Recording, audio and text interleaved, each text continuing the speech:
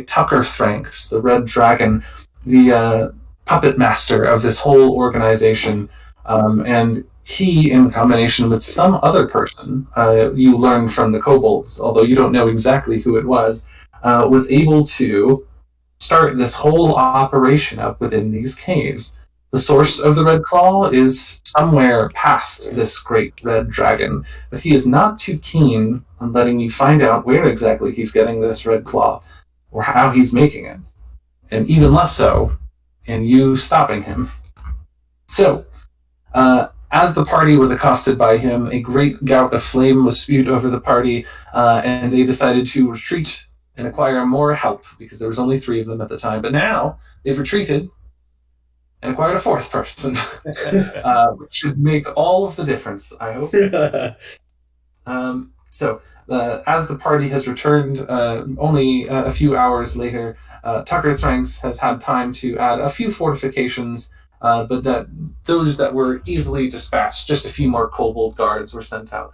The party now finds themselves back in the small cave holding a destroyed still just outside the room where Tucker Thranks now sleeps high upon his rock.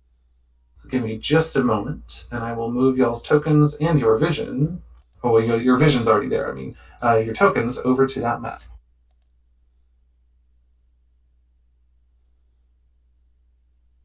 Oh, the last group did all that stuff with only 3 people? Jeez.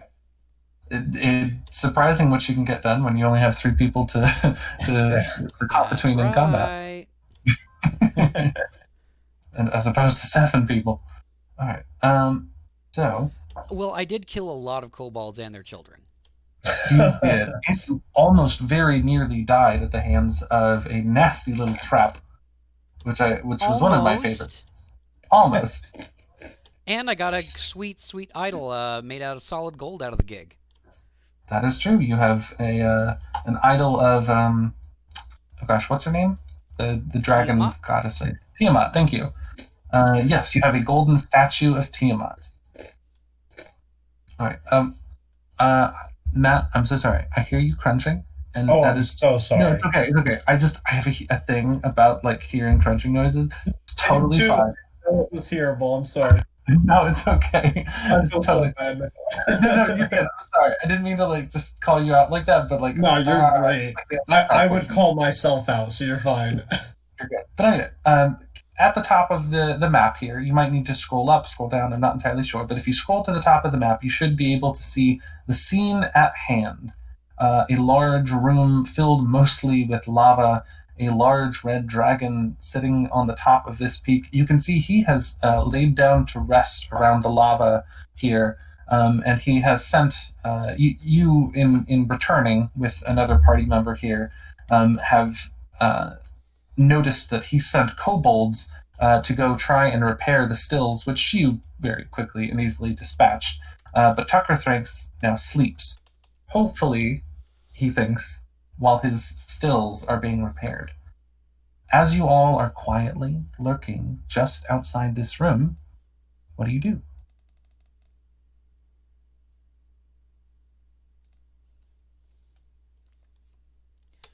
Well, we've already had what was it, a short rest, a long rest?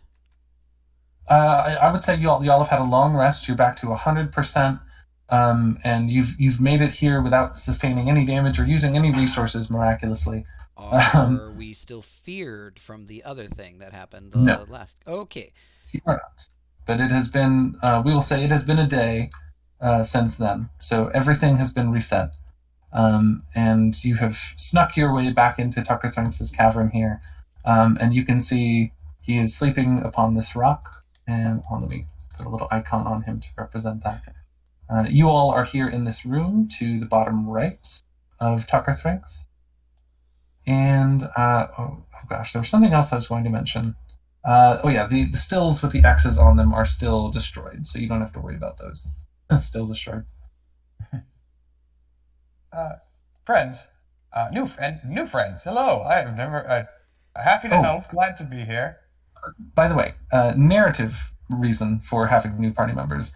Medrash, I think you went back to town, and I think Salt and the other person you were with, whose name escapes me at the very moment, they decided that this particular mission was a little too dangerous for them, or at least inadvisable without getting more help. So they went off to find more help.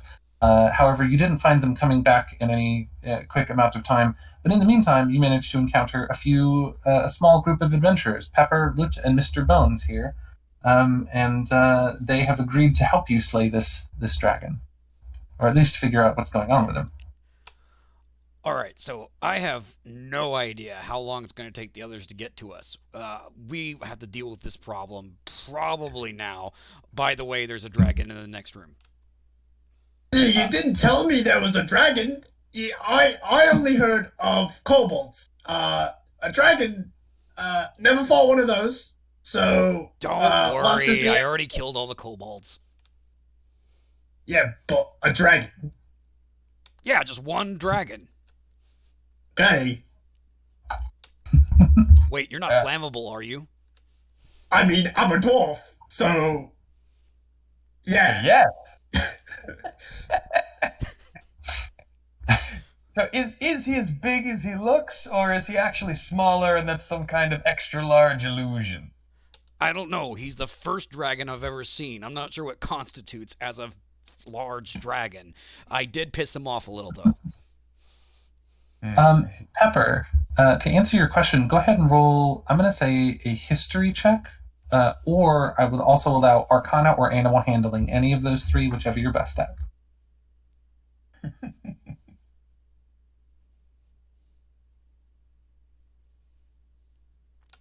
22 Arcana, very nice.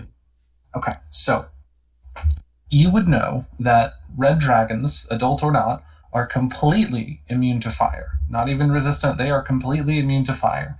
That much you know all too well. Perhaps you've had an encounter with a youngling before.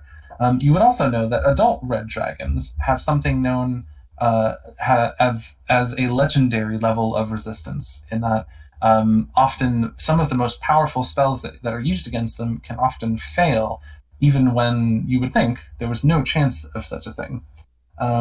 You would also know adult red dragons can breathe fire, a very powerful cone of flame that only the quickest of you on your feet can dodge.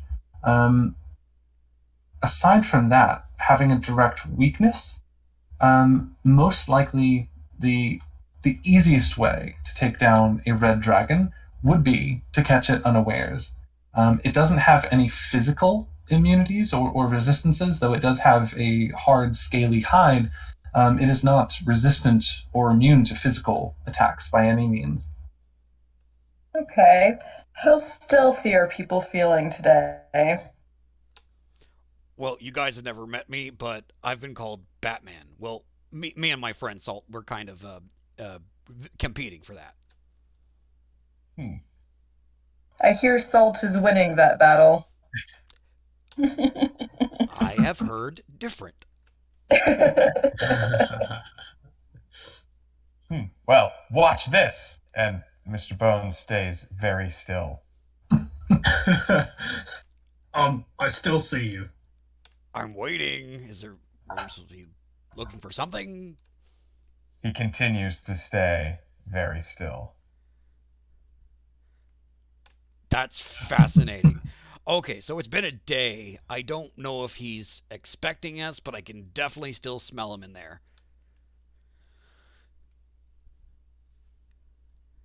I peek around the corner ever so slightly, like literally just my eyeball, to get a glimpse of what's in the room. Sure. What do I see? Go ahead and roll a perception check. Okay, 1 second. Where is that one? Sorry. Oh, so it should be under your skills list on D&D Beyond. And I think, I apologize, I actually don't... Wisdom perception, right? It's under wisdom.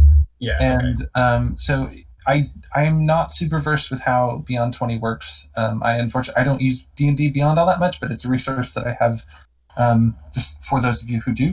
Okay, I hit the button. You did it perfectly. Exactly. Perfect. And just to make sure, you don't have a wisdom bonus or proficiency in perception. No, I am a dumb dwarf. That's hey, dumb. Low wisdom just means you're not the you're not the wisest. That's okay. It's okay. All right. As you peer around the room, it's a little bit hard to see the lava here, and the heat is so stifling. You almost feel like your senses are being burned right off of your face. As you look around, the bright lava glow seems to obscure many things around the room, but you can see for sure the great red dragon Tucker Thranks. His chin rested daintily atop the highest rock of this spire that he now sits upon. You can hear him snoring almost comically. It reverberates around the room like a deep rumble of thunder. You can see he is his wings are tucked in beside him, and he appears to be the only thing in the room, the only creature anyway, aside from yourself. You see the lava continues to bubble and gurgle excitedly below. You can see there are these two closed doors over here, which Medrash would inform you were alternate entrances to this room that just simply weren't as advantageous as the one you currently reside. As you also notice, with a 9, that there is a small lever built into this outcropping next to Tucker Thranks, which Medrash would again inform you controls the doors that lead to the room. Luckily, the room that you are in does not appear to have a door. Aside from that, I don't think you have any more things that you would notice with your 9 perception check. Okay, I look back at the party.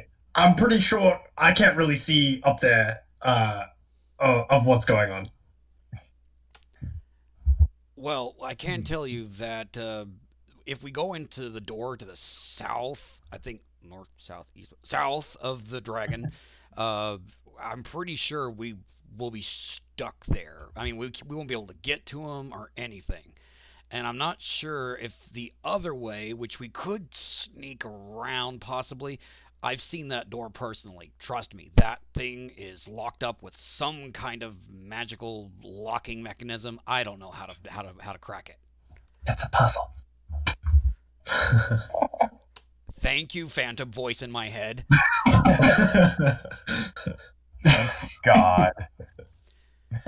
You're welcome, my shot. No. Anyway, sorry, go ahead. Sorry, Red. That item cannot be used right now. So, I believe I have the beginnings of an idea. Is everyone ready? Do you What have is a it? middle and end? No, only the beginning. But what I can do is cast silence on our large scaly friend, stopping noise from emanating or entering a sphere that would include his entirety. How long would it last? Up to 10 minutes. I better show you guys the door first to see if you think you can crack it in 10 minutes. Well, we can. I feel we can also walk this way. Yes? No? True. Yes? Plus, if we go that way, we'll have the ability to retreat like we were forced to later. I'll be perfectly blunt. I would have kept charging at the sumbitch, but no. This is the only way we can go where we can actually get back. Well, the other way we might be able to sneak up on him too. We also could walk right past him. Yeah. Make it very quiet around him, maintain his what I'm sure comfortable slumber, and just walk on by. Didn't you bring me here to kill a dragon? Well, I came here to kill a dragon. No, I mean, don't let me stop you. I'm just saying. I'm just proposing. Remember, these are just ideas. Everyone has ideas. Seeing what's in the other room may not be a bad idea first. The room behind him, you mean? Yeah, that one. Okay. So one thing to note, you see these pillars in the back. These are actually just kind of supporting the cave. There's actually not really a room behind here. However, you do, at the very least, Medrash would have been able to tell you when he entered the room previously that there is a doorway up here to the top right and another little doorway to the top left. Good to know. I will kind of circle those doorways right now. Okay. So if we first make it quiet so that he's unlikely to wake up, then we can sneakily, especially with our friend Pepper here, who I can tell, maybe not as still as I am, but seems very quiet, we can check out these remaining rooms and perhaps have no need to kill the dragon at all, or might find a more expedient and effective way to kill the dragon. Maybe, but let's come back to that her being stealthier than me thing. Okay. I am the knight. Well, if people would like, I can begin the quiet zone. That sounds good to me. Is that like Okay. the quiet game that Papa Goblin made us always play? He had gags. So, Mr. Bones will come just to the edge. I think he needs to see the location he's targeting. Yeah. Then it is a double checking all the. Oh, it's a ritual. So I guess I will ritual it up. Save the spell slot. A 20-foot radius sphere. It's actually really big. Centered on our friend Tucker. Thanks, Tucker. Tucker Franks. Tucker Franks, our friend here, and make sure he maintains a gentle repose. And during my, I'll begin a very quiet little xylophone performance of light melodic notes upon my melodious ribs. Quick question, what is the radius on that silence? 20-foot radius. Perfect. He starts playing Hush Little Baby, Don't Say a Word. All right, y'all should be able to see that little aura around. Yes. And then I'll there we go. Do that so everyone can see. There.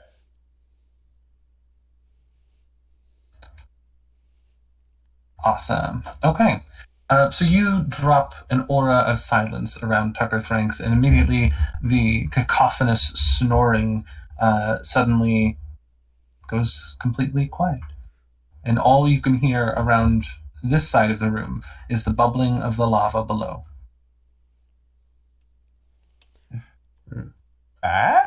Pretty good, right?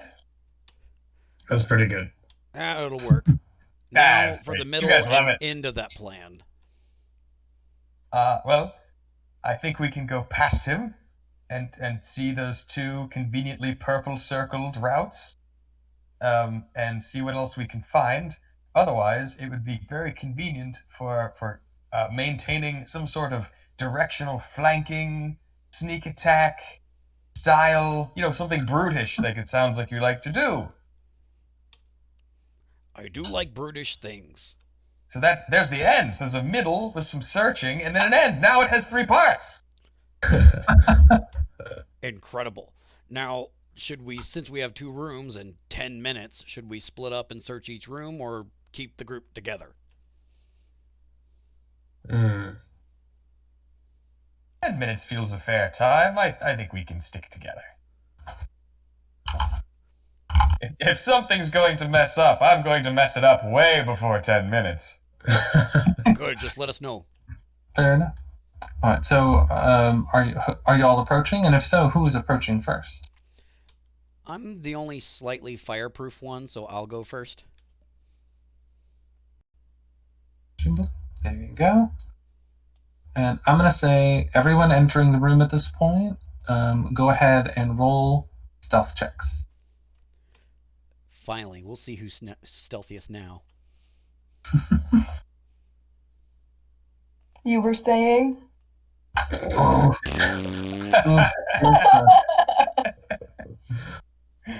Oh my gosh. Who's the Okay. knight?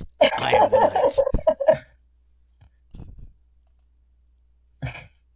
Oh my gosh. All right. So as you all sneak here into the room, I'm just going to do kind of a random order here. You begin to tiptoe along the bubbling lava and across this little island. The heat in this room is almost unbearable. You can feel, those of you that are not Medrash, I will say, you can feel your skin burning, almost like a bad sunburn as you walk across these small bridges. And as you make it right about here, you kind of pass through the silence a little bit. You can see the first chamber, the one on your right here. It looks like it is partly collapsed a little bit. There's a few stones on the ground, but nothing you can't climb over if you needed to. However, Pepper, you are perceptive enough at this point, without even having to roll anything. A moment of brief panic sweeps over you as you realize you hear the sounds of like grunting coming from this small cavern behind the rocks, as if someone is doing some sort of laborious task. So that's not great. I will share that information with the rest of the party. Okay, well, if push comes to shove, I can silently start moving boulders to get us through. Do we want to check out the other room first? I say other room first.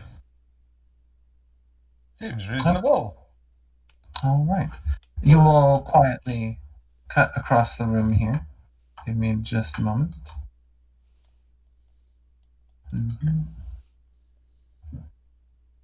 Okay. Looking into the next hallway, it is not collapsed. Pepper, and I would say the rest of you now also hear more grunting, laborious sounds coming from this next room. However, as you all are kind of just listening to hear what exactly is in there, you hear there is a sound, a kind of loud sound, actually, of what sounds like a bucket being dropped onto stone. And then you hear someone go, ah! And then someone yelling something in Infernal. Do any of you understand Infernal? Negative. No. Common and Draconic. Okay. Well, you all recognize this as Infernal, though you're not entirely sure what was said. Some angry Infernal thrown out suddenly, and then you hear a second creature, again, in that same tongue, yelling at the first creature, and then a few more moments go by, and you begin to hear the laborious grunting sound continue.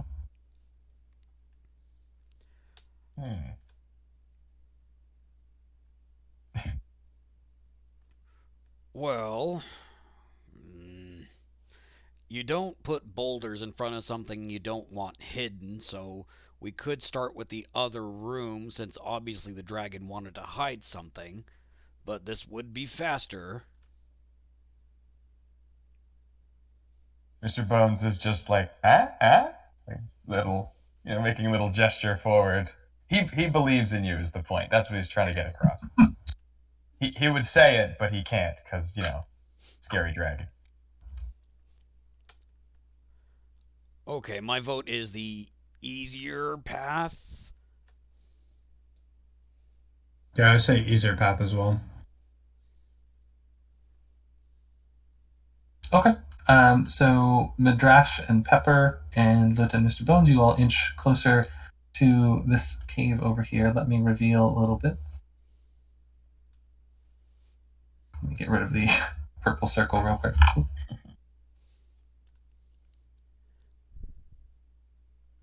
As you look into the next room, you see a fairly small cavern with a low 15-foot ceiling. And on the other side of it, directly ahead of you to the right side of the cavern wall, is a desk where you can see all sorts of scrolls of parchments and papers and things, some sacks of gold and jewels on the countertop, a quill and ink pen, a small stool. There also appears to be, hold on one moment. That is not supposed to be 100% visible yet.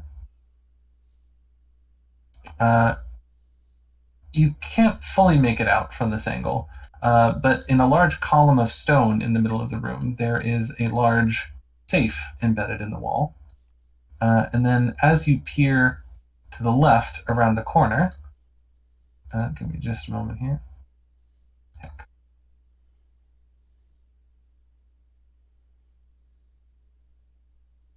You see two things. You see a pair of what appear to be imps are working away, taking buckets of this metallic golden liquid out of this fountain. And you can see as they are very, very carefully hauling buckets of it and moving them, placing them over in a corner of the room here. They don't seem to have noticed you yet, Medrash.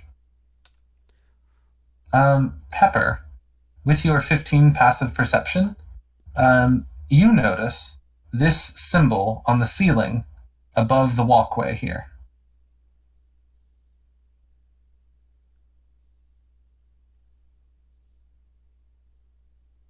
Hello?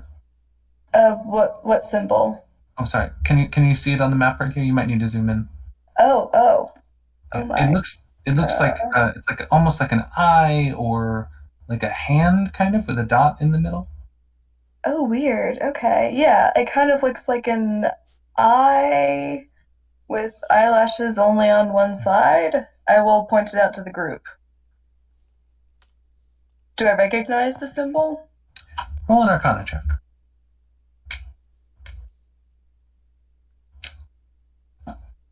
Oh, very nice. 2 in a row? Wow. I think Good at stuff. after maybe a second or half a second even of contemplation, you recognize the symbol as a glyph of warding, specifically a glyph of warding with cold evocation magic tied to it. If Medrash were to take even a single step forward, he would set off this glyph of warding, and just the entire little hallway here would probably collapse, for one, but also a huge blast of cold air would just explode the entire area with steam, reducing visibility to practically nothing, given the heat that's in here.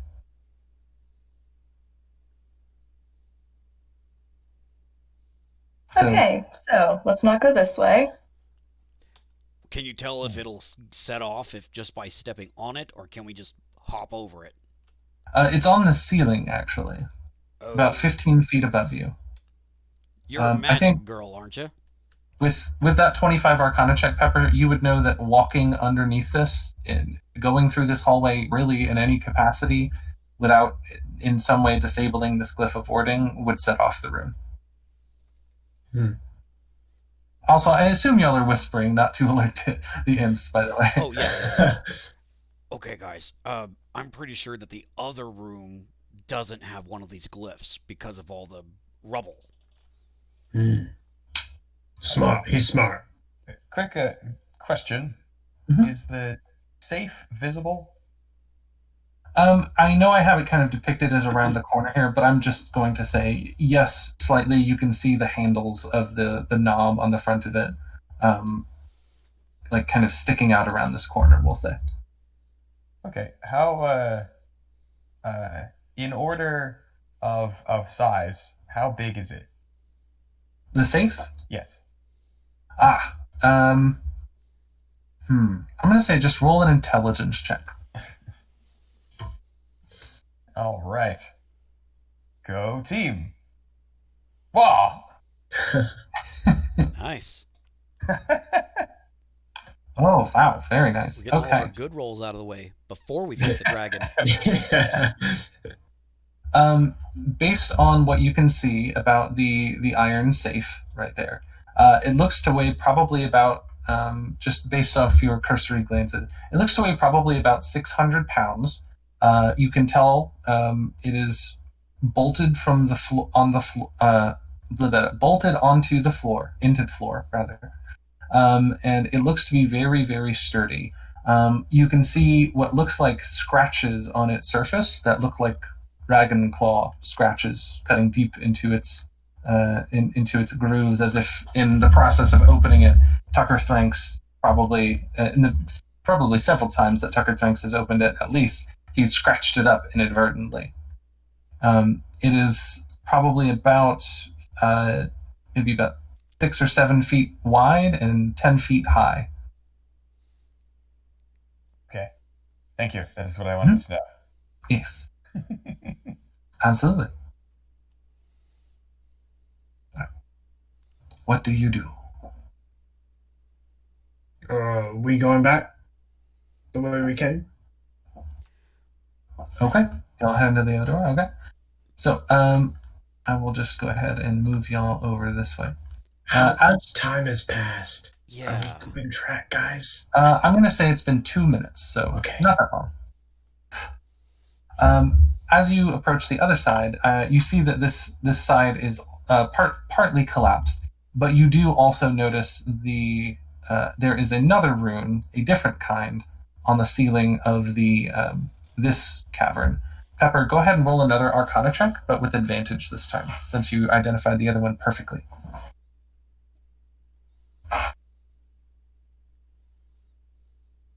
Oh no. This rune is a little less familiar to you. It's not cold, but it is evocation of some kind, and it is a glyph of warding. You don't know what it'll do when it gets set off. Probably not a blast of cold, or maybe a different kind of cold, or something else entirely you don't know. All right. What's the word?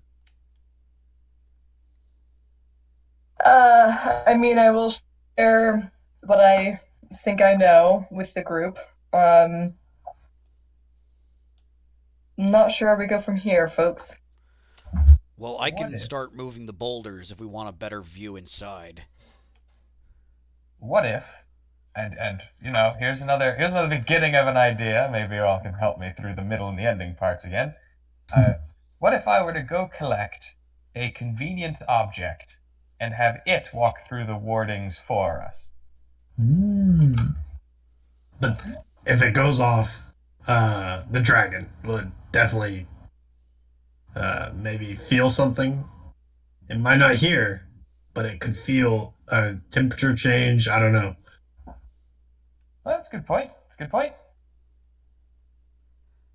Or alternatively, we could hide and cause a distraction, an audible distraction, to try and have whatever's in these rooms leave these rooms. And they can't see this silence, right? They don't see it. So, right? So even if they came in here, nothing would seem amiss. I was And we could- about to say, these imps have to get in and out of the room somehow. So if we do lure them out, like he says, and stay hidden while we do it, maybe they can disarm it for us. A clever one, this one. That's so clever, in fact. Take an inspiration point. I'm down for that one. Let's do that play. Well, I feel like it should go to him since it started out as his idea. No, I want you to have it. Fair enough? Oh yeah, no, that was my intent. Wait, what? Yeah, sure. So it was. Wait, wasn't it Matt's idea? Yep. Yeah. Or, No. No. Wait, I'm sorry, I got confused. Whose Wasn't idea me. was it to lure them out? I guess it was my idea, but I wanted them to have the point. Okay. You know what? Or I'll take the point if I can use it on any ally roll. Sure, I'll allow that. That works for me. I'll do that. So I'll count it as a regular inspiration, and then I'll... Yeah, you gain one flexible inspiration point. I Okay, mean, isn't then, that how the inspiration works anyway? You can actually also give it to one of your other allies? Typically, in my games, I tend to reserve it just for personal use, but it's kind of I kind of play it by the seat of my pants sometimes. It's an optional rule anyway, so. This felt like a group effort, so I feel more comfortable this way.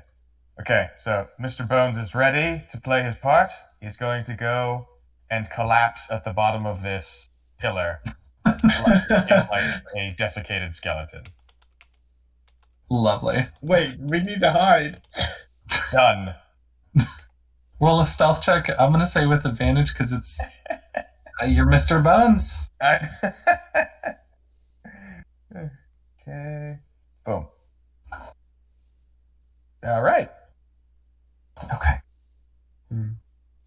Shoot. Spicy Adam, go ahead and roll. I'm gonna say roll a sleight of hand check to move these boulders very carefully without setting off the glyph of warding. Right. Oh, no. Well, What? My brother's a rogue. Very nice. Okay. Very, very nice. He ties better knots than I do, though. All right. As you are moving the boulders out of the way, let me see. Loot. Using the stealth checks from earlier, I think as you are kind of trying to help move some of the boulders out of the way a little bit, I think you end up tripping over a stray rock and end up kicking a rock into the lava, which makes a resounding plunk sound.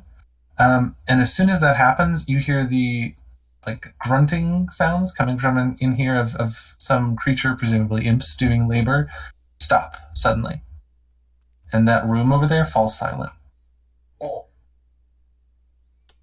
That's my bad, guys. I turn around and I give the signal for everyone to just quickly hide. Okay, I will go over to the right of the wall. Can I move my own guy? Yeah, absolutely. Yeah. I'll go kind of over here, but not too close to the lava. Gotcha. Well, you're kind of on the edge of the. I didn't mean to get that close. Oh, you're good. So if you hold Alt, you should be able to drag off of the grid. Okay. Yeah, kind of like there. Yeah, I'll kind of press up against the wall to try and see, so they can't look out and see me. Got it. Medrash, are you hiding? These pillars have just enough room behind them you could squeeze behind if you wanted to hide behind one. Right about there. Got it. Pepper, are you hiding? You have the best stealth check, after all. Yes, I will definitely hide. Let's say sort of over here. Okay. Awesome. All right. A few moments go by, and that room remains in silence. About 30 seconds goes by, and I think you begin to hear the sound of clawed footsteps on these stones. A few moments after you begin to hear the clawed footsteps, Loot, I think you are the closest and you were the first to notice this.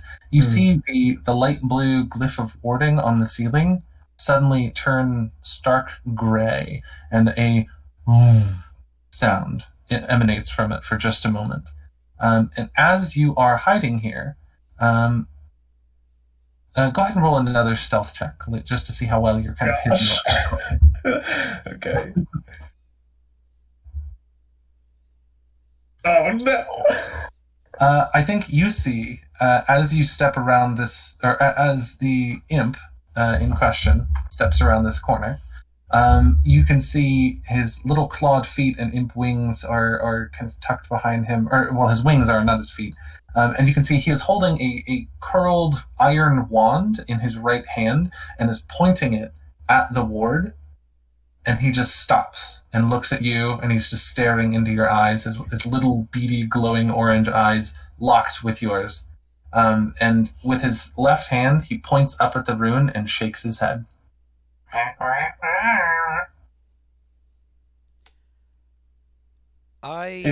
Is he close to me? Like, is he? I'm gonna say Is he's he past the rune, or is he like under it? He is directly under the rune. And Okay. he's pointing up at it, shaking his head. Roll an insight check for me. Insight? Mm-hmm. Just to see if you can determine what he is trying to communicate to you. Okay. What is this? Okay. You think he's doing an impression of Sonic the Hedgehog. Okay. So like a finger wave thing, you know. I would like to dash at him so that he can't activate the rune again. so that we're both under it, and he can't activate it and like get away. Okay, gotcha. So you step up to him. You don't have to dash to do it because there's only like a 5-foot gap between you Okay, two. cool. So you take a couple steps forward, and you're right in front of the imp now. And you see as he looks kind of surprised by that. Okay.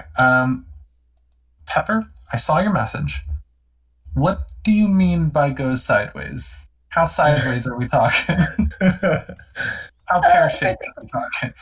If I think my party member is going to be in danger, or if the imp is going to like attack him or refuse to let him through. Got you. Okay. So the imp is standing in the way on top of the rocks, and the imp is pointing the iron wand up at the ward. And you, Loot, you can see the imp is pointing it at the ward, and with his free hand, you see Loot, he reaches behind him, and in his little loincloth, he pulls out a twisted spike of iron, like a railway spike, and you can see caked blood on the end of it, and he's gonna try and stab you with it. Okay. With his left hand. With his left hand. Mm-hmm. So give me just a moment here. Okay.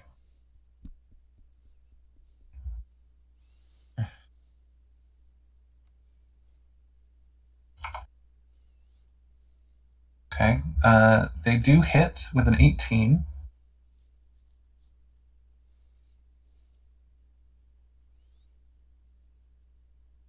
Okay. And then go ahead and make a Constitution saving throw for me. Wait. Are you immune to poison damage by any chance? I have advantage against poison. Gotcha. Make a Constitution saving throw with advantage. Okay.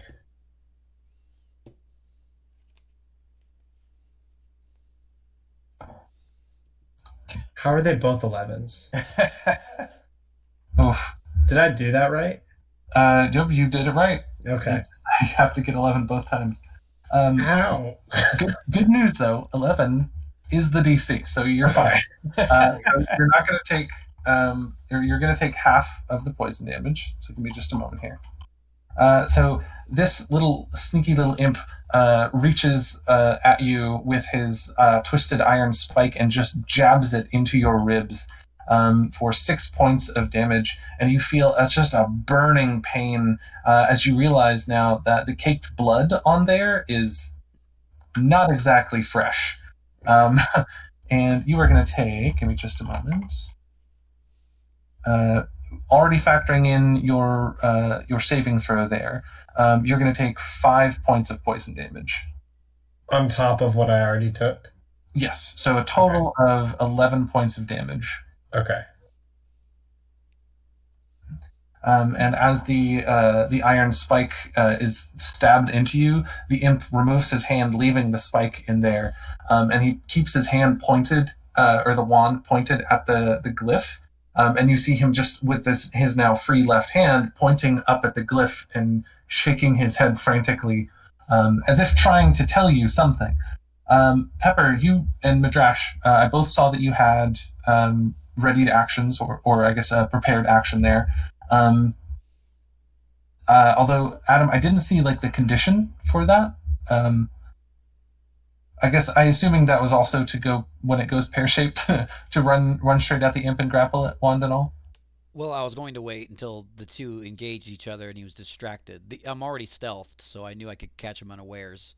Got you. The imp does not seem to be aware of the group of y'all over there. In that case, I obviously see Pepper preparing to shoot it with the bow. My goal in this I think one thing I want to mention, sorry, Pepper's action is probably going to go off first, but sure. But your thing, because Pepper said first, so but I just wanted to like make sure of the condition of your prepared action there.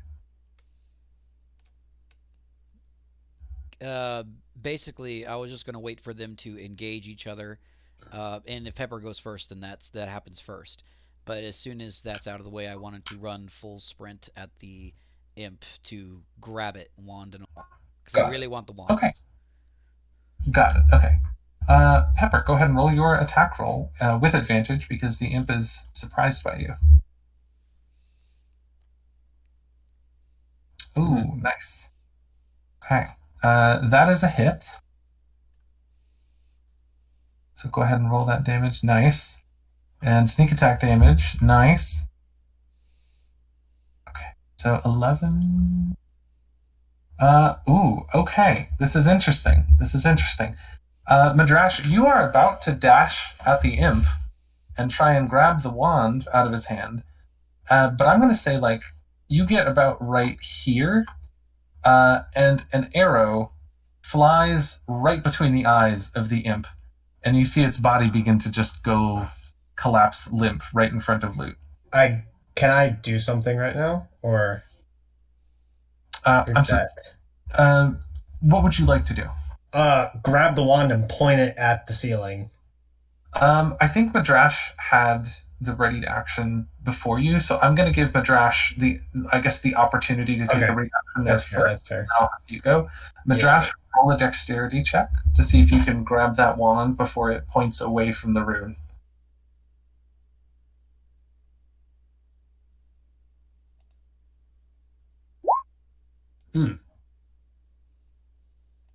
One moment.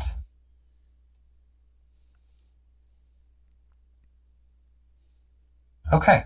I think as the imp is toppling over, you begin to hear the hum of the glyph, like start to power back up again, but you manage to almost crush the imp's hand, and you are now holding both the imp and the wand in your hand, and the imp's body is like just dangling from your grip now. Loot, you felt your hands shoot up to try and grab the wand, but Medrash was already there. He'd already been charging up to grab it. And luckily, the glyph powers down. I briefly look at Loot, and I, you okay there, buddy? You got something sticking in you? Is it not a good idea? Should I pull it out? Mr. Bones, while still maintaining his stealth as a pile of skeleton bones, subtly nods his head that you should take it out. So I go and remove the little twisted spike from my stomach and throw it on the ground. Okay. It falls to the ground in front of you with a clatter. And then, a moment later, it's followed by something else. You see a small glass bottle wrapped in cloth, like linen, dirty, like stained brown and red linen, clatters right next to the spike on the ground in front of you. And you notice there's a fuse coming out of the top of it. Both of you roll a dexterity saving throw.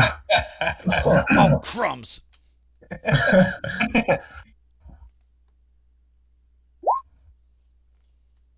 So is a save, how is it different than just rolling for dexterity?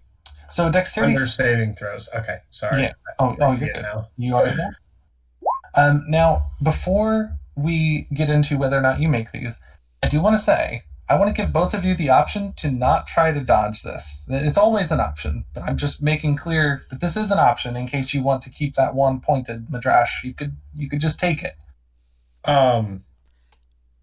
Could I grab the body of the imp and throw it on the bomb? Like on top of it to shield the bomb? You can. Would you like to try and do that? I would love to do that. I would like to assist since my hand is crushing his hand right now. Okay. I'm going to say Loot, roll a dexterity check with advantage to see... okay.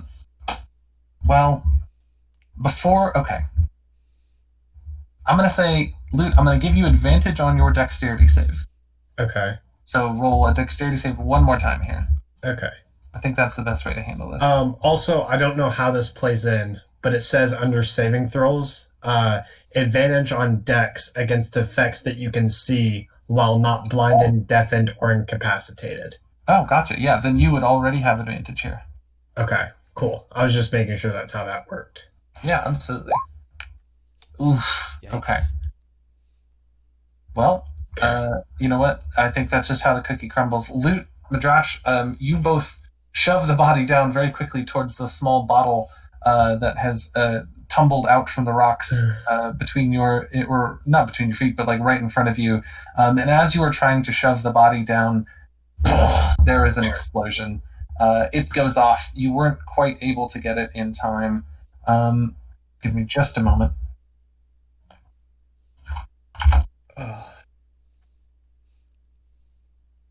Oh, okay. Medrash, Loot, both of you are going to take 16 points of fire damage, and you are both blown back 10 feet away from the glyph. The body of the imp is eviscerated. And on the bright side, it clears the rubble out of the way of the column here. Would that also be cut in half due to my fire resistance? It would. That is true. And as the smoke for just a moment is beginning to clear, you see the devilish smile of an imp leaning around the corner as the smoke is clearing. And just a few moments later, you see him look up at the room, and then his eyes narrow sheepishly as he hides back behind the corner again, as then a second explosion, the rune goes off. Give me just a moment here. Oh. Okay, Loot, I'm going to need you to make a second dexterity saving throw. But I have advantage, so this is... You do have advantage. But I have terrible dexterity. Okay. You manage to spring to your feet and dive backwards next to Medrash just before the rune goes off. This rune, apparently, is a thunder rune. And a resounding din of noise just fills the entire chamber. And I think as soon as that goes off, it clears all of the rubble out of the way. Stone goes flying in every direction. You can see cracks forming up and around the walls. It looks like that blast may have, at least to some degree, destabilized the chamber you are currently in. Pepper, you notice the pair of imps from the other room dash over to the other corridor. And I'm going to say, I think you all notice Tucker Thranks stirs in his sleep. Roll initiative. Crap. Well, luckily, we've already used up many of their explosives. One. He's not wrong. We've used one of their explosives, and we're not counting the other room, of course.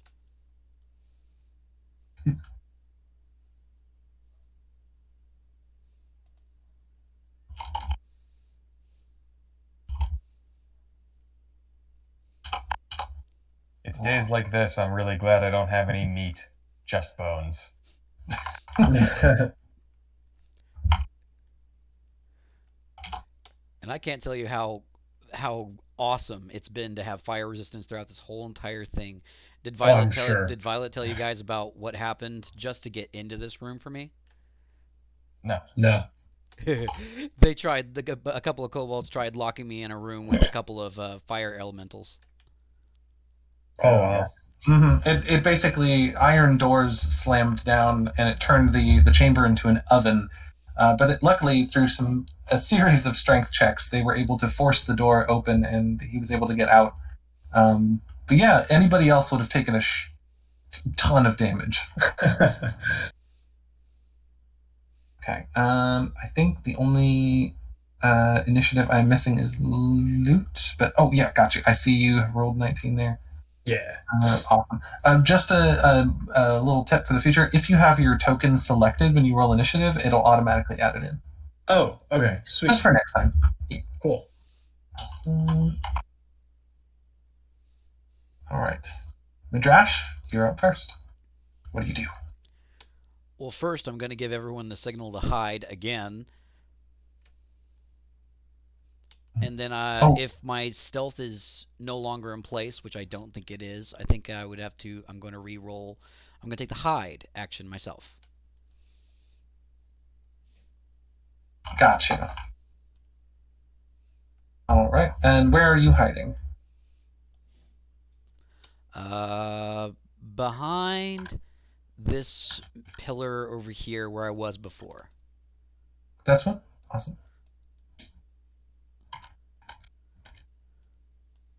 Got you. I fixed it. Oh, perfect. Okay. Awesome. All right. Go ahead and roll your stealth check, Medrash.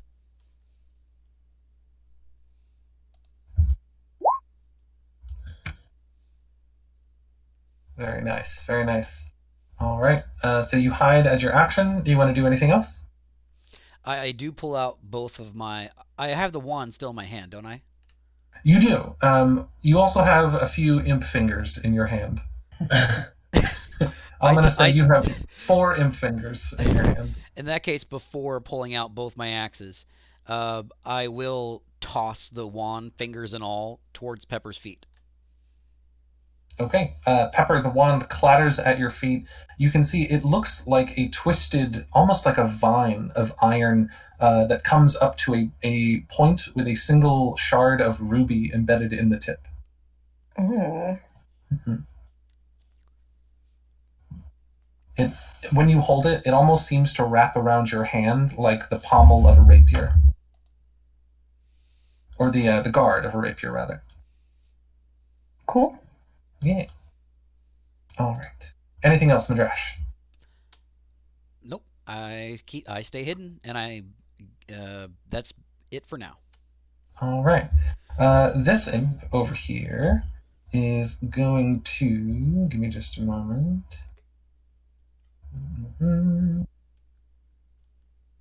Okay, yeah. This imp, looking out the room at Pepper and Mr. Bones, although Mr. Bones has not moved. Pepper and Loot is who this one can see. This imp disappears. You all see the glyph of the doorway turn off and back on for just a moment.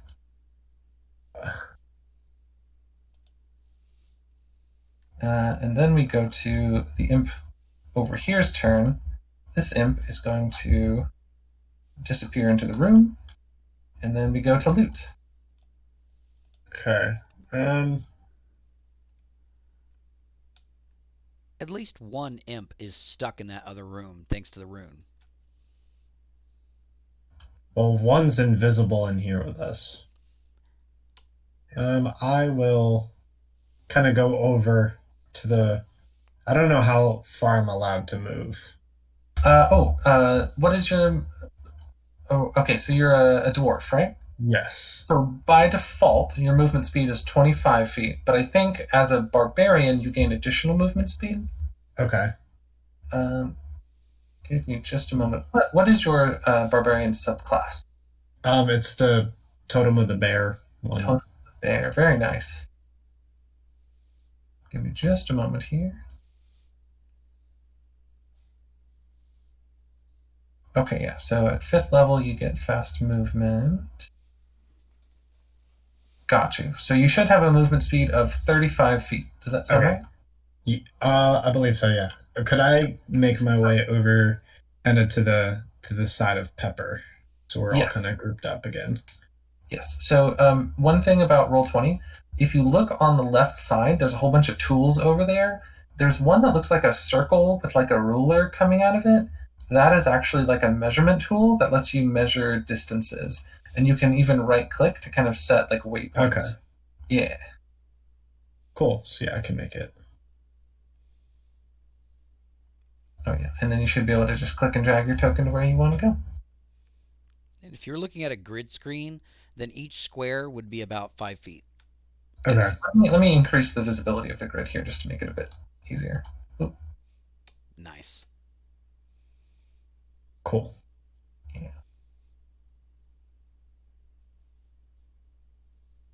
Is that better? Can you see the grid a bit better there? Yeah, I can. That's great. Thank you. Okay, cool. Awesome. All right. What else would you like to do? You've still got your action and your bonus action.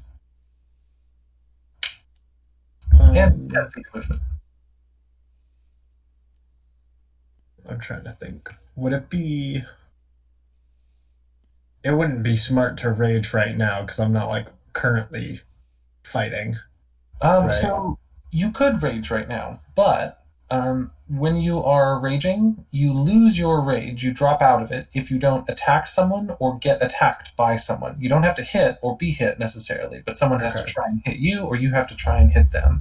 Otherwise, your rage is automatically ended at the end of your turn. Okay. Cool. I think I'm okay for right now. If you don't want to do anything else, since you Mhm. still have your action, may I recommend the dodge action, which just gives everything that's trying to attack you disadvantage until the start of your next turn. Sure, I'll do that. Do I have to roll for that? Nope, it's just an Okay. action you can take, and it just makes you harder to hit because you're just focusing on not getting hit. Okay, I will do that. Awesome. All right. Oh, also, I don't know if y'all saw, but in the Sunday chat room, I put the Doom Eternal soundtrack, which is very good, and it's also kind of appropriate for this game, I think. All right, Luke, we're going to end your turn, and we are going to go to this demon over here, this little imp. This imp, I think he's going to step here in the doorway. You see him pull out one of those little iron spikes that the other one had, caked with blood, and he's going to reel it back behind his shoulder, but he's going to just kind of hold it there.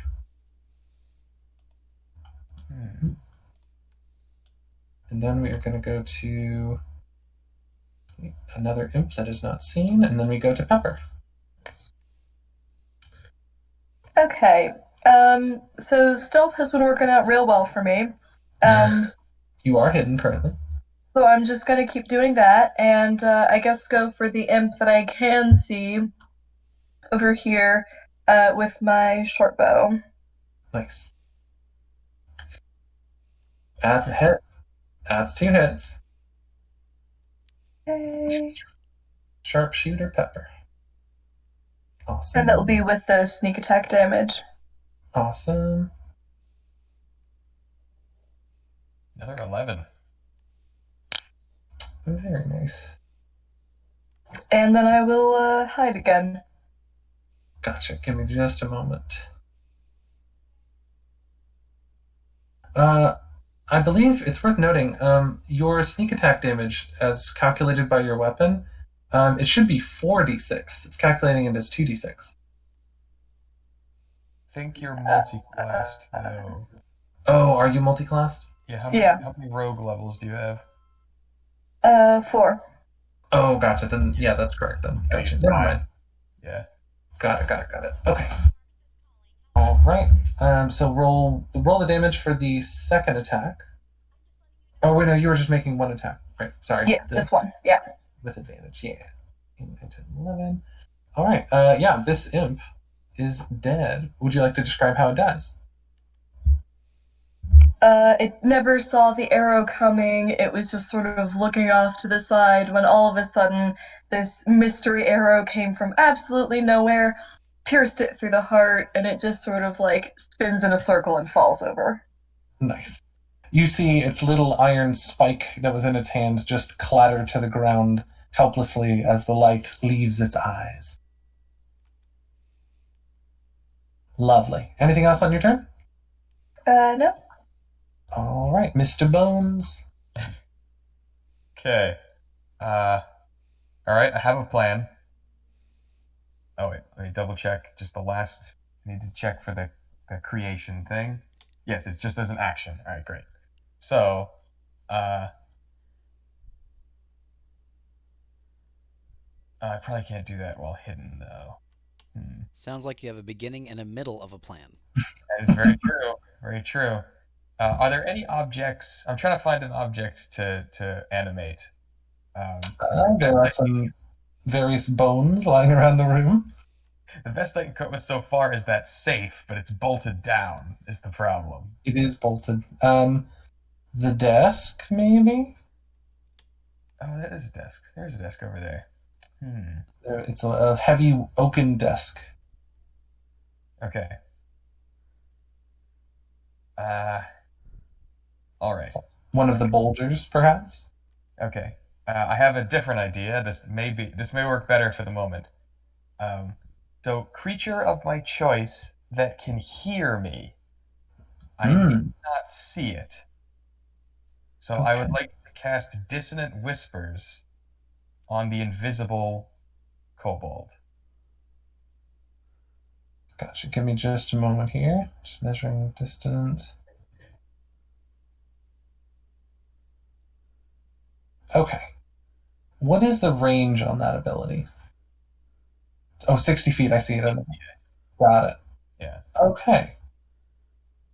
Yes. So I will start rattling my bones in a very off-putting way. It's actually in a D minor key, but it's hard to tell. I have a song I need to send you called Bone Collector that I just popped into my head right now. I will send that at some point in the future. Give me just a moment here. Okay. The popcorn song starts playing. Okay. All right. Mr. Bones, you begin to hear coming from this corridor on the right a shrieking sound, a terrible, terrible shrieking sound. And if there was an imp in there, and well, you saw there was an imp in there, it seems as though they were affected by it. Go ahead and roll your damage. Oh wait, I already rolled the damage. Yeah, 15. How would you like to see this imp, or rather, how would you like to describe the sound of this imp dying? It's how like tinnitus, right? When you think you're hearing something, and you kind of like, oh, is it coming from my earbuds or whatever, and you pull out your earbuds.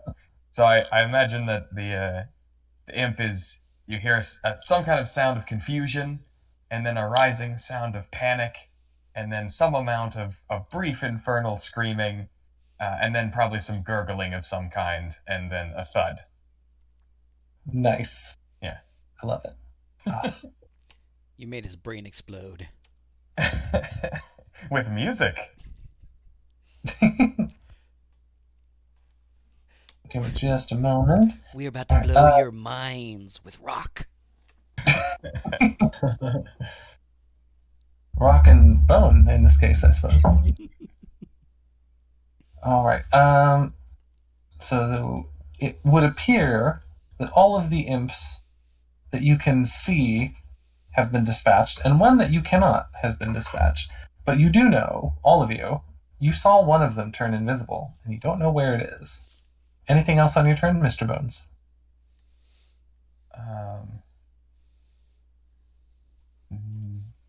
I will bardically inspire. Yes, I will bardically inspire Lut. And I have a special bardic inspiration because I'm a creation bard. Nice. So I will just put this into the chat for you. There you go. Oh, God, that's huge. All right, never mind. I will summarize it for you. So whenever you roll any d20, you can spend your bardic inspiration and roll a d6 and add the result as well, because of this ability motive potential. If it is if it's an ability check and it fails, you can roll the bardic inspiration die, the d6 again, and choose whichever one you want. If it's an attack roll, the foe must do a con saving throw or take damage equal to the inspiration die as well. And if it's a saving throw, you get temporary hit points equal to the inspiration die result +3. So whenever you go to use it, I'll remind you. But Sweet. You get it for 10 minutes, and then you have to spend it, or else it just is wasted. Nice. Awesome. I'll remind you, but enjoy that. Sweet. Thank you. Medrash. Well, do we know that the one that's invisible died? I would say you would think it is very unlikely that they died, since the one that you heard is all the way over in this room, and the one that turned invisible was all the way over here. And I don't think you would think that there would be any way for it to make it that far, that fast. So probably that one that went invisible is still alive. In that case, I start walking out of the place where I was hiding.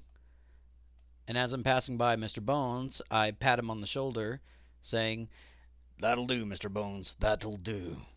Now, by the way, how much longer does your silence spell last? I would guess somewhere between 4 and 5 minutes at this point. We'll say 5 minutes. Are you able to cast it again? Yes. Okay. In that case, anyone who can help me find the invisible little thing or bob, I don't know what they're called. I think we need his wand. Don't we have the one at Pepper's feet? Well, I have no idea if that's gonna disarm the other trap. Won't hurt to try. Meanwhile, Pepper, that's for you.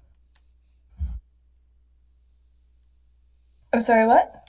The wand that I threw at you that's still at your feet, that's you. You can keep the fingers too. No extra charge. Yeah, well, thank you. All right. What else would you like to do?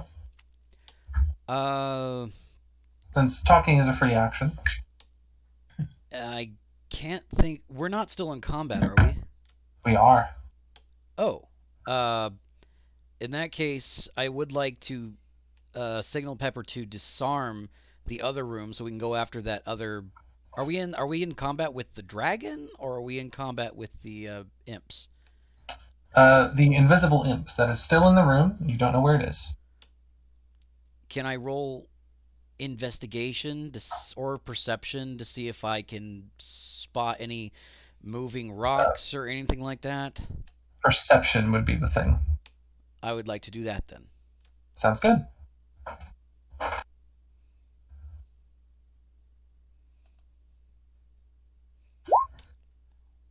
Could be worse. Give me just a moment here.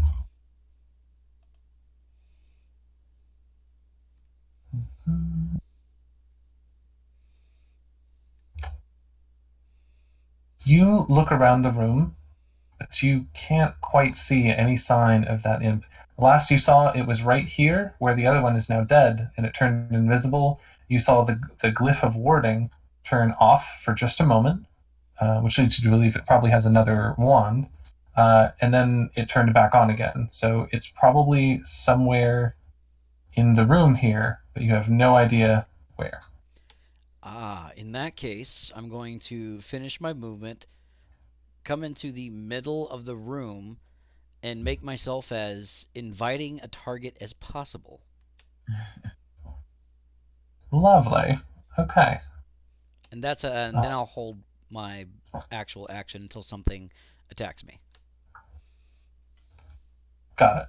All right. And now we go to the invisible imp's turn. Medrash, as you put your arms out deifically and look around, trying to make yourself as tantalizing a target as possible, I think you are maybe surprised for a moment when you don't find a spike of iron in your gut, but in fact you hear the jangling of a chain coming from the direction. Well, actually, you wouldn't hear the jangling of a chain. You see something moving in the direction of Tucker Thanks. And as you look over there, give me just a moment.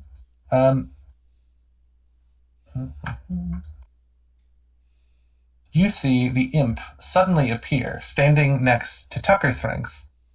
He is holding the wand that he has. His is another curved iron wand, this one tipped with sapphire.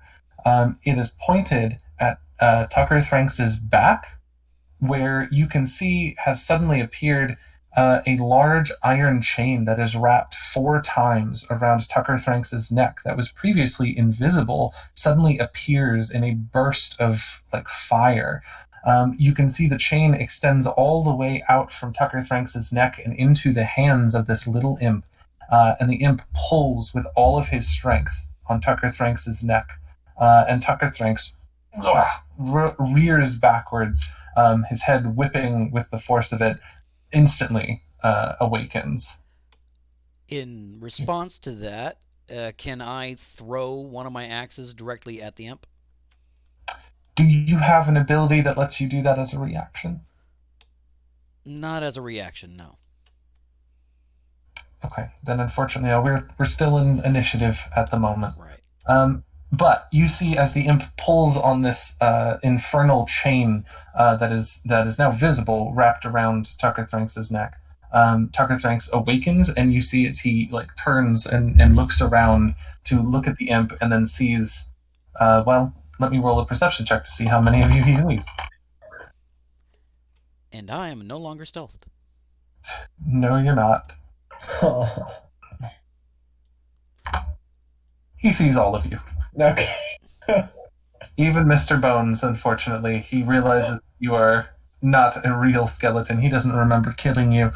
But anyway, Tucker Thranks looks around at the lot of you, and there is, I think, much to y'all's surprise, any passive insight would be enough to tell this. There is a look of fear and shame in Tucker Thranks' eyes as he turns and looks at all of you. And he tries to mouth something, but there is silence around him. Can I end concentration as a free act? Because I don't know how that works. But if he's talking, I kind of would like to let it go because it was there to keep him asleep, but he's awake now. Yeah. Since it is a concentration spell, you can drop concentration as a free action at will. So instantly, as soon as you stop concentrating on it, the silence disappears, and you can hear the tail end of Tucker Thranks' sentence, and he just says, "Damnable creature, how far you've made me fall." Aw. Sad. And then we go to Loot. And I don't understand that at all, because that's draconic, correct? He says it in common. Oh, okay.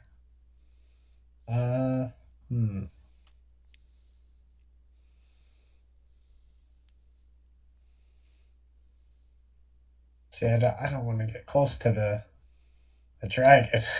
But, all right, so I guess I will run up to the imp holding that chain, yell at the dragon, "Don't worry, I got this," and go to kill the imp that's holding him prisoner. Got you. So you're running up to the imp to attack the imp? Yes. Got you. Okay. Give me just a moment. Hopefully I can get the dragon on our side. But I doubt that would happen. But... All right. So you run up here. And as you are running, you see the imp look at you, and the imp almost instinctively just tugs on the iron chain. And as soon as that happens, you begin to see blood trickle from Tucker Thranks' neck as a fireball wells in his mouth as he is trying to speak. And he just looks furious at this. And then the fireball is charging in your direction, Loot, but it doesn't go off because you're still having your turn. Can't do it as a reaction. But Loot, go ahead and make your attack roll. Okay. No, sorry. Wrong weapon. Oh, so is that the correct? You rolled the damage. First, we got to roll the attack roll. That's going to be a d20 plus your strength and proficiency. Okay. On D&D Beyond, you click the plus number. Okay. Where it says that. Perfect. There you go. That's a good hit. Okay. That is going to hit the imp. Absolutely.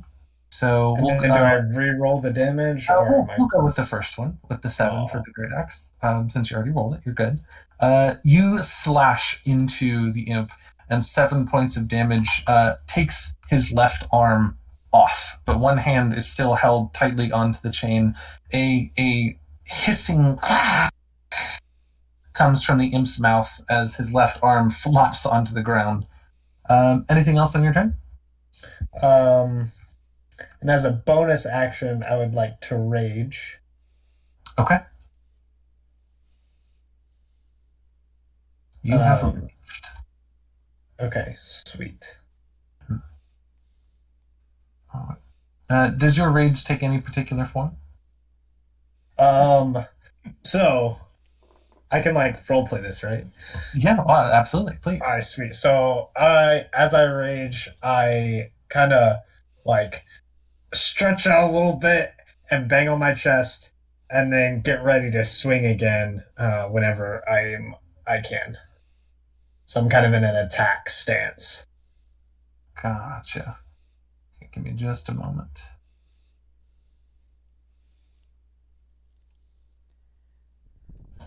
All right.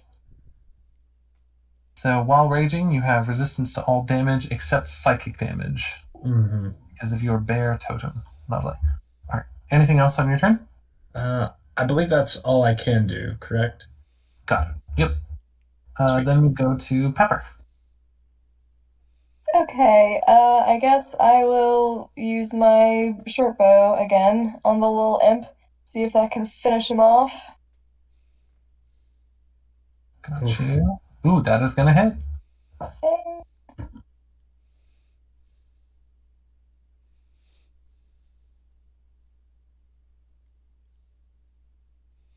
Okay.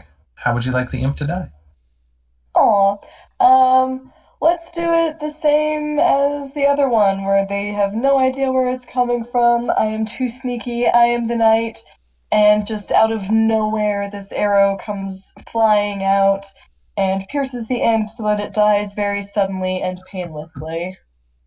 Nice. Okay. The imp just ceases to live in a sudden flash of arrow flight. All right.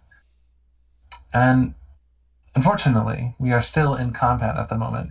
Tucker Thranks is looking around wildly with fear in his eyes. The wand that the imp was holding, you see, it seems to dangle from the chain that the wand is like connected to the chain, the spiked iron chain that was around Tucker Thranks' neck. But the wand and the chain disappear suddenly.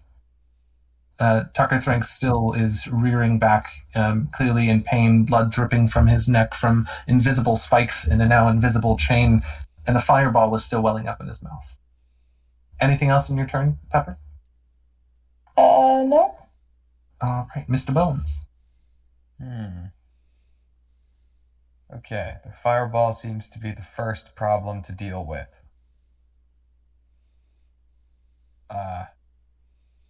Yes.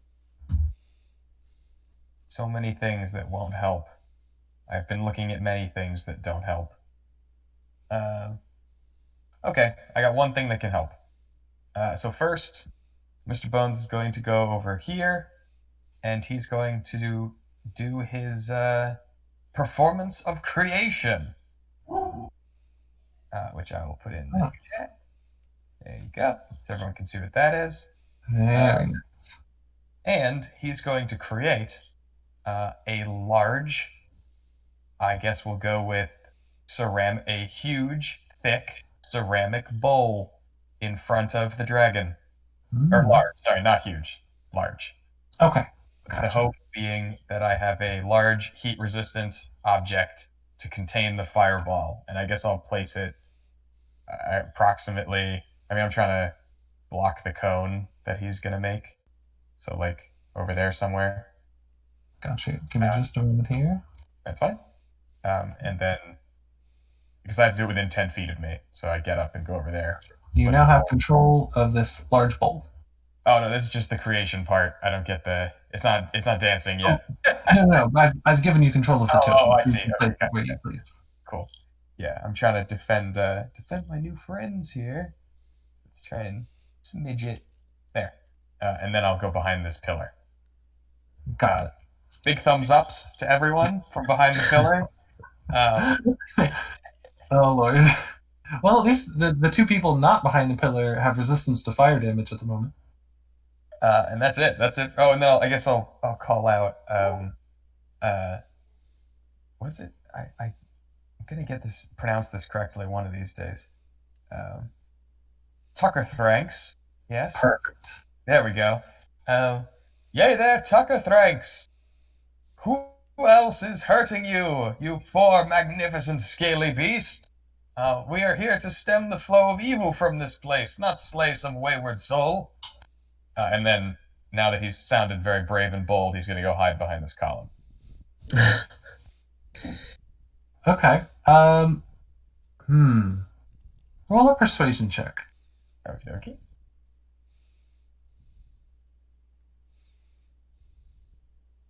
Yeah, okay, pretty good. Okay. Let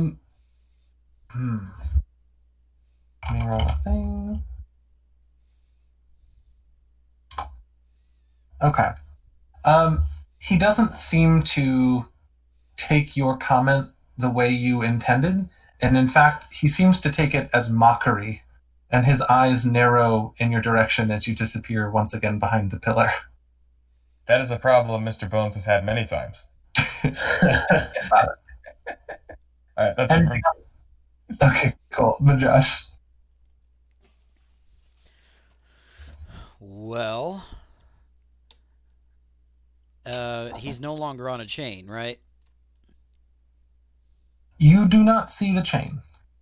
So now he can fly.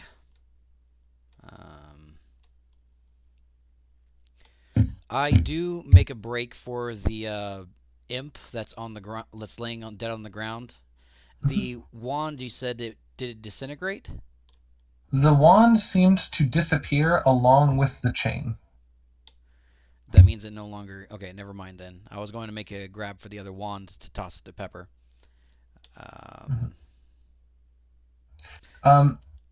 To answer Mr. Bones' question real quick, the wand of the other iron wand looked identical, except the tip was sapphire instead of ruby. Thank you. Okay, in that case, I am going to make my way closer to the object that was created to get directly behind it. Oh, like to kind of slide underneath it? Yeah, something like that. Okay.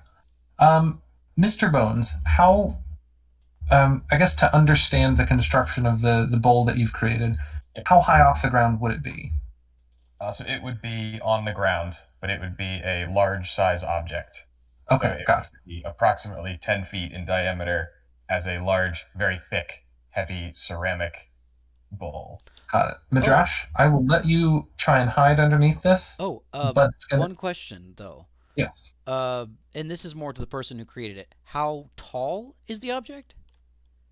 So it would be half a sphere, basically. So it would be 10 feet across and 5 feet deep.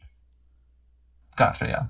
So with that in mind, Medrash, in order to properly hide like behind this thing, I think I'm gonna have to say you go prone to do that, which I use turn your token upside down. Well, I sort of had another idea. I thought about using the object to give myself a boost to hop onto the back of the dragon. It is your choice. It seems like he's preoccupied in making a fire blast. So if this goes wrong, then at least I have some fire protection. Yeah, so I'm going to use the bowl, which I assume is heavy enough so that it won't move if I try to do this. Very much so.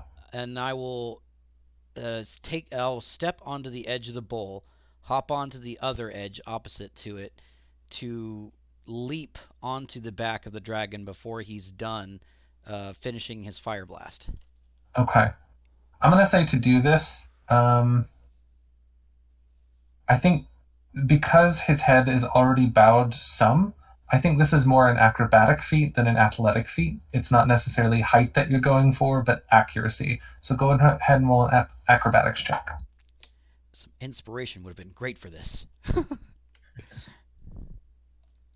I'll give you the inspiration. Never mind. No, thanks.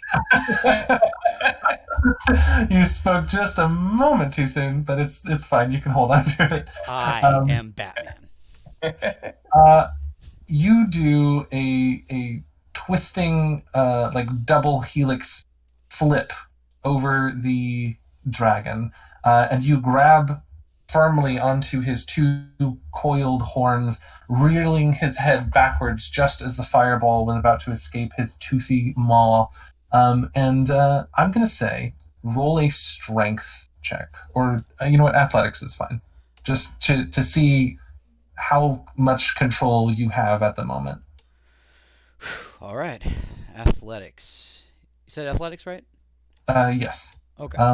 One other thing I want to mention: as you land on the back of Tucker Thranks's head and neck, you feel before your legs connect with Tucker Thranks's neck, you feel the iron chain invisible still around his neck, and the spikes coming off of that chain dig into your legs a little bit for 4 points of damage. Fair. It's like chain covered in daggers, basically. And so go ahead and roll that athletics whenever you're ready.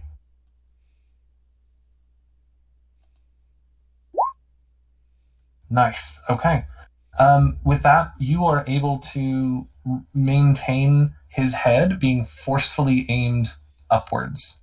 I will say you can try and turn it in another direction if you would like to try to, because you rolled well enough on your athletics. I would like to yank his horns in whatever direction would keep the fire blast from hitting the general direction of my allies. Okay. I mean, upwards is probably the way to go then.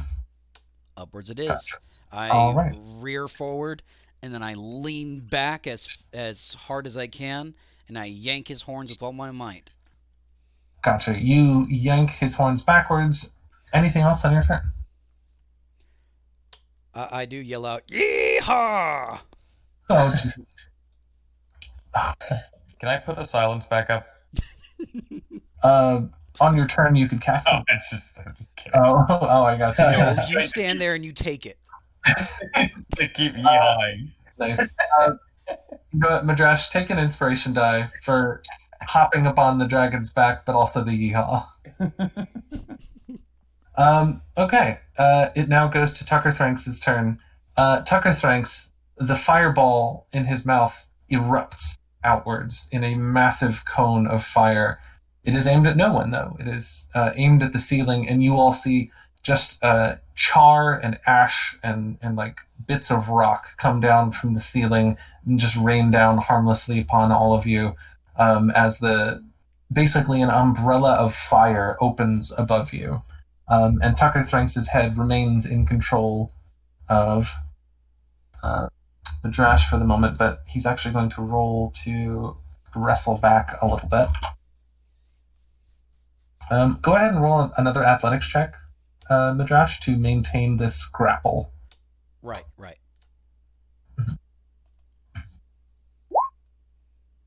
Nice. Okay. To your amazement, you are able to retain control of this dragon's head. You can feel the muscles underneath his scales rippling, and yet you've got him by the horns. And that is his turn at the moment. But before we go to the next turn, which is a dead end, before we go to Lute's turn, let's take a break. It is 7:10 right now. Let's take a little 10-minute break, and we will come back at 7:20. Cool. Awesome. Good. Yeah. All right. Oh, I love how this is going. Yeah, I don't know how we're going to help this dragon, but Bones will come around soon. I'm gonna try and mess with that wand, see if we can grab it